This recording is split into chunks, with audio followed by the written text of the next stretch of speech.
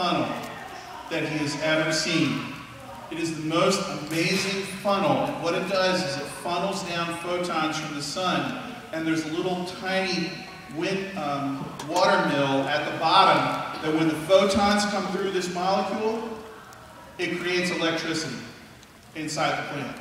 It's by far, the evolutionists said that it was truly amazing. Thank you. Okay, next slide. We were talking about Angie. Angie, not too long ago, had Brendan. Am I saying his name right? And if you've ever seen a pregnant woman, their weight shifts from here to here. That's incredibly painful. That's incredibly painful to try to carry 60 to 80 pounds in front of you all the time. They have like sympathy belts. Please stop. You're driving me a little crazy. Thanks. They have sympathy belts to help you to adjust to it. Check this out. This right here, that's called an osteoclast. And what that's doing is it's a little tiny cell that's carving away bone, okay? And it's shaping bone so that Angie can adjust to that weight shift. All right? Now, next slide. Here's an osteoblast. And that's a little cell that's actually making bone grow so that Angie can adjust to that weight change. That's crazy. That is insane. So you have one cell that's destroying bone and another cell that's creating bone, and they're constantly reshaping our skeleton so that we can move efficiently. That is so bizarre. That's almost unthinkable. And so, here's the thing. Could that have come about by evolution over billions of years? Probably not. Especially since we can't do it ourselves. I don't know. But I wanted just to highlight what Jason had talked about last week. Next slide. This is a great slide for us to talk about here. Last week, Jason talked about transitional fossils. You can see the little tiny deer down the bottom going all the way up to the Clydesdale. And the fossils that are in between each. If you just have a horse that's changing into a different kinds of horse, that's different. But if you have a little tiny deer mouse that's changing up into a Clydesdale, there are no fossils that show that. But let me say this. There are a lot of evolutionists that have shown fossils that they believe are the transition. I was online this morning. I saw some things that you could look at and you go, okay, I could see why an evolutionist would say that. I say that to say this. This is not ammunition in my gun.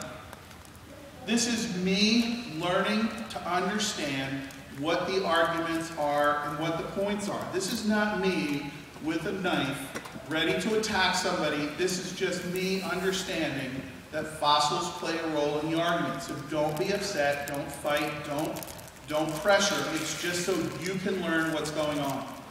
Next slide. Last thing that Jason said last week was that there's diversity. He showed you a bunch of slides.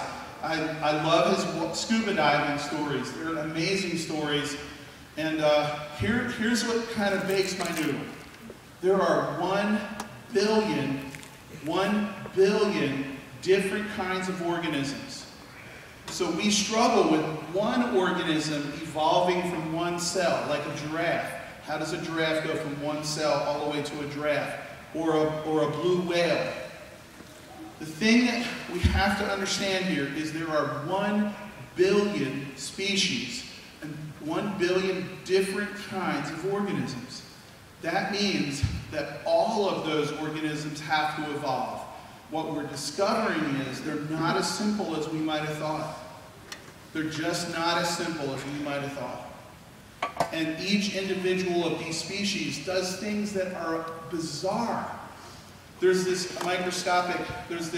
fish in the frozen Arctic, in the North Atlantic Oceans, that generates a protein that is like antifreeze. And so it can be in sub-zero water, but because it's got antifreeze running through its blood, it doesn't freeze, and it's a normal day. The animals that are in the Arctic, polar bears and moose and those kinds of things, they have special valves that are inside their veins that reroute blood to keep the blood from freezing. So just because one organism looks like another organism doesn't mean that it is. Typically there are very specific, very intense designs inside the organism, and just because one might look a little bit like another one does not mean that it evolved. Or you could have amazing design features. Next slide. This is a picture of hemoglobin. And again, if you just say, go home today and say, hey mom, I learned about hemoglobin, they will think, man, we need to give that youth pastor a raise, because you are smart. Hemoglobin is a little tiny sled that takes oxygen and carries it around your whole body. Okay? Just a molecule. And that's what it is. Actually, I cut off the bottom. That's hemoglobin, and it's designed to carry oxygen around your blood. Now, this is going to be a little tricky, but I want to show you something cool. Yes? Can I use hemoglobin? Hemoglobin. Let's say it together. Hemoglobin. Hemoglobin. Okay. Okay. All right. Now, this hemoglobin, the instructions on how to make it, there are 2,000 amino acids that are in a row. So let's put that up there. Sorry. This is the code. I'm sorry if this is too complex, but I have to tell you this, because this is one of those things that you just go, wow, that's incredible.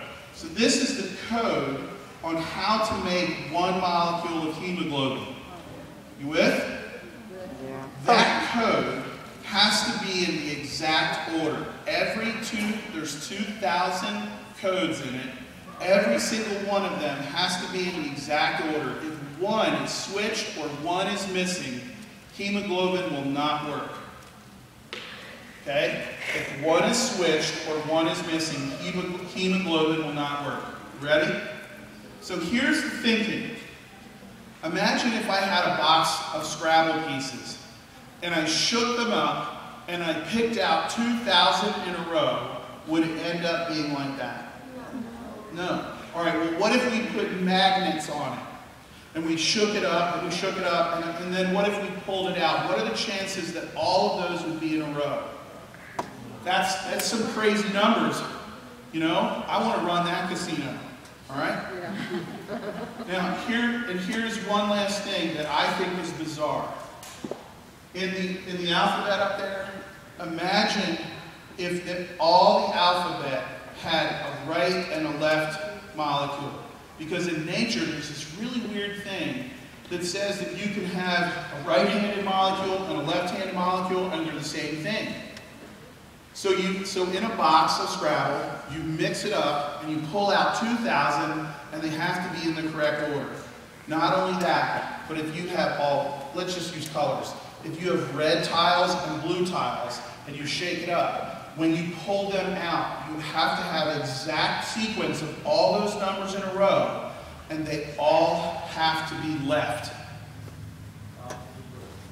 They all have to be blue. If you have one red, it doesn't work.